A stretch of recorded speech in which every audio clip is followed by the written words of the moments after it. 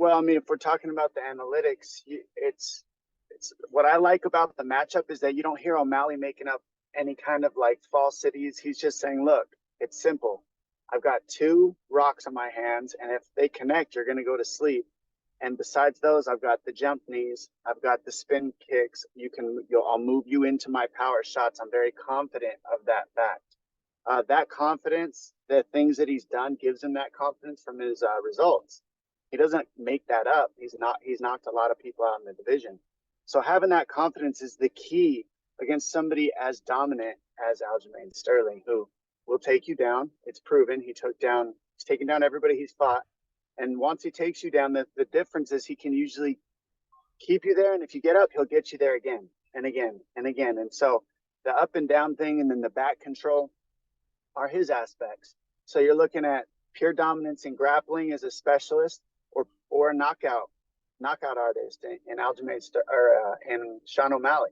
So that's a fun fight. There's no way that this can't be fun, especially because of the talking on the line. So all the things that O'Malley's saying is, you're not going to be able to hold me down. I'm going to knock you out first. Well, now he's got to prove that, and we've all heard it.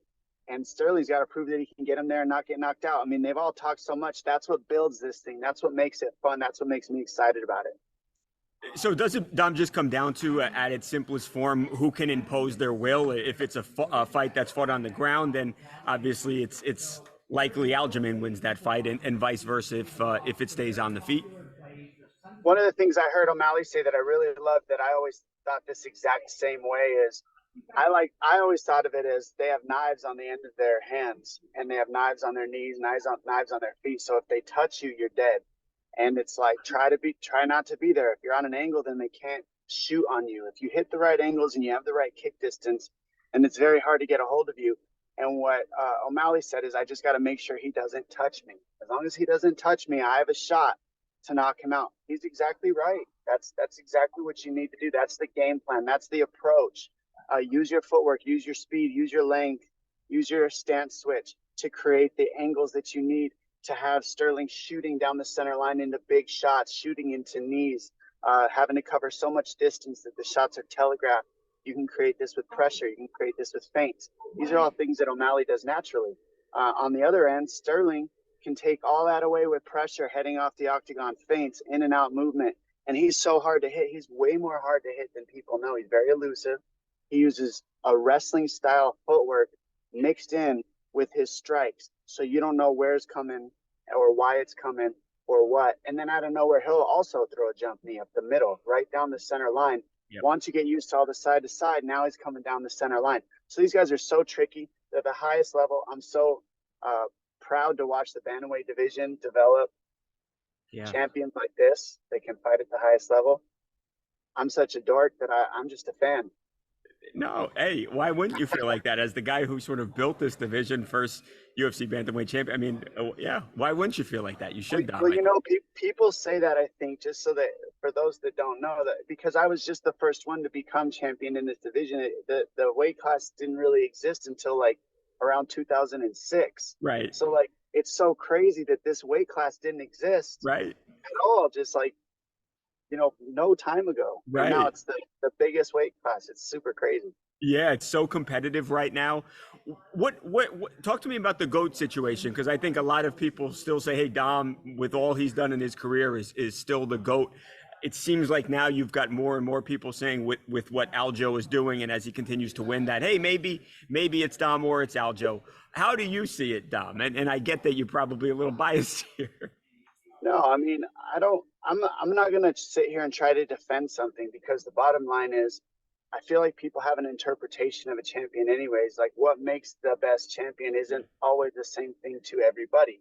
Then on the numbers, on the analytics, I think I'm a little bit ahead on the defenses, because I was in the WEC, which merged in the UFC. So before the UFC even before the weight class was even developed, I was already defending the championship a couple times.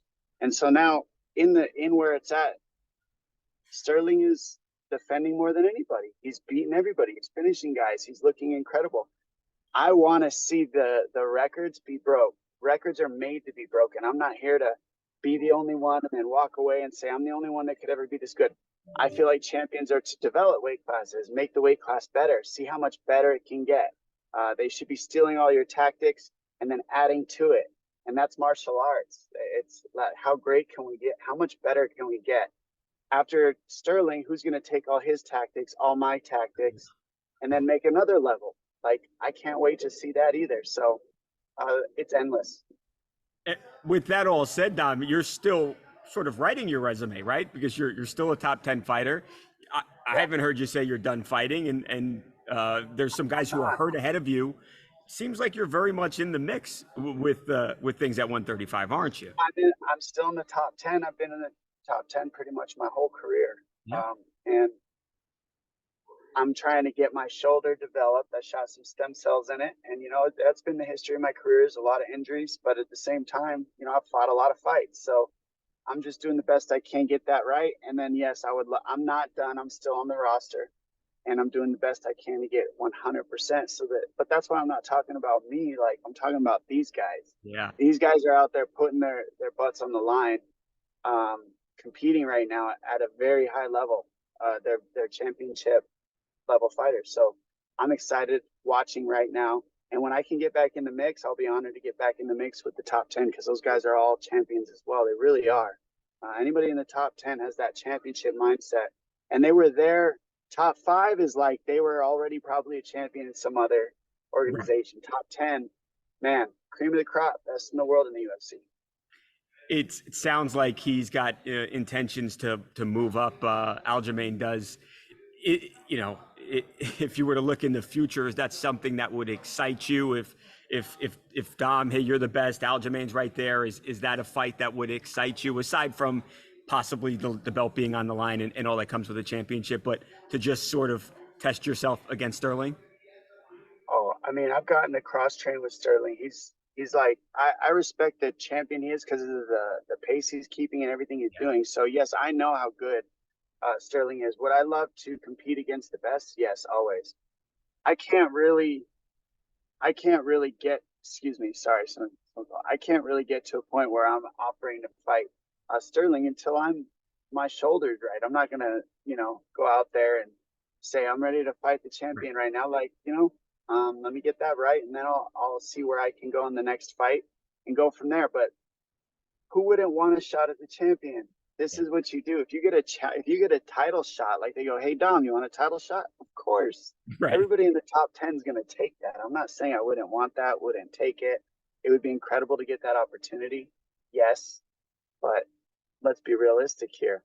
We got, one step in front of the other and get everything together. But as a fantasy fight, as a fan, as a fighter myself, I would love a fight with the best guys in the world. That's anybody in the top 10, and Sterling's the best right now. He really is looking the best.